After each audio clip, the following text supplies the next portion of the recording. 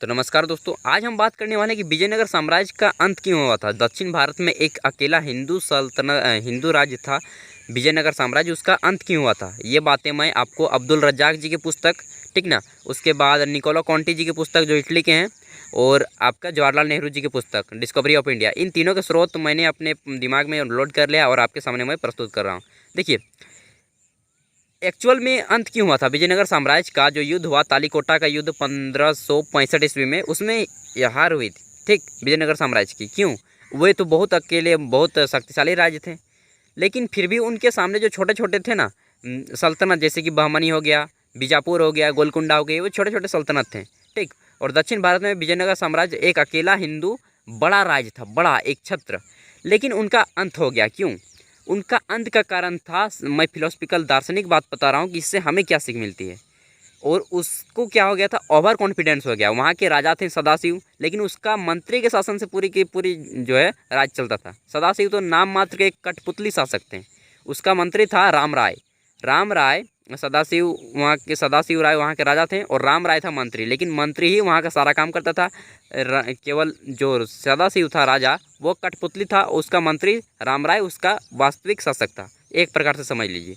तो राम राय को यह भरोसा हो गया था, या फिर ओवर कॉन्फिडेंस बोलिए आप, अति आत्मविश्वास बोलिए, कि मैं इन छोटे छोटे जितने भी सल्तनत हैं, इन सभी को कुचल सकता हूँ कभी भी और किसी भी वक्त। बस यही उनका क्या हो गया था, ओवर कॉन्फिडेंस। ओवर कॉन्फिडेंस की झलक उसमें आ गई थी राम राय में, कि मैं इन जो छोटे छोटे सल्तनत हैं, बहमनी, गोलकुंडा, बीजापुर, इन सभी को तो एक समय में रोक सकता हूँ। इनसे हमें क्या डरना है। जबकि उनकी महारानी रोक रही थी कि महाराज, एक बार आप सोच लीजिए, ये छोटे छोटे राज्य आपको तब से तंग कर रहे हैं, आपके खिलाफ षड्यंत्र रच रहे हैं, और आप थोड़े से भी चौकन्ने नहीं हैं। तो बोलते हैं ये छोटी सी बात है, मैं इससे नहीं डरूंगा। तो वो छोटी सी बात उनको, जो तालीकोटा का युद्ध हुआ, जिसे राजसी तांगड़ी के युद्ध से भी जानते हैं आप, 1565 में, उसी युद्ध में उसका सारा का सारा पतन कर दिया। विजयनगर साम्राज्य को छिन्न भिन्न लूट कर सभी सल्तनतों में बांट लिए। तो पतन का कारण क्या था, ओवर कॉन्फिडेंस। और युद्ध हुआ और हार किसकी हुई, विजयनगर साम्राज्य की। क्यों? क्योंकि उन्हें ओवर कॉन्फिडेंस हो गया था कि ये छोटे छोटे साम्राज्य मुझे कुछ नहीं बिगाड़ सकते हैं। लेकिन कहते हैं ना कि देखन में छोट घाव करे गंभीर, बस वही बात यहाँ पे छिड़ गई।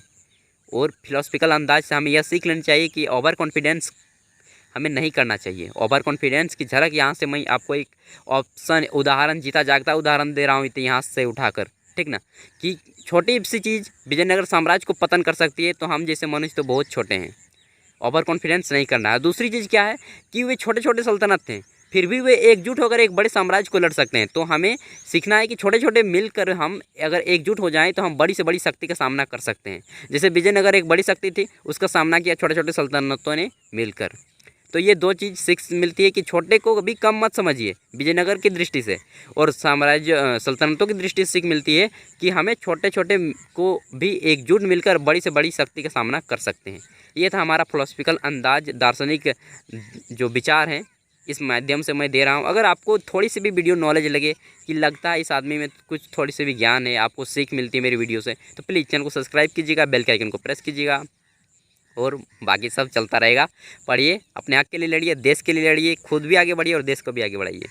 धन्यवाद। जय हिंद, जय भारत।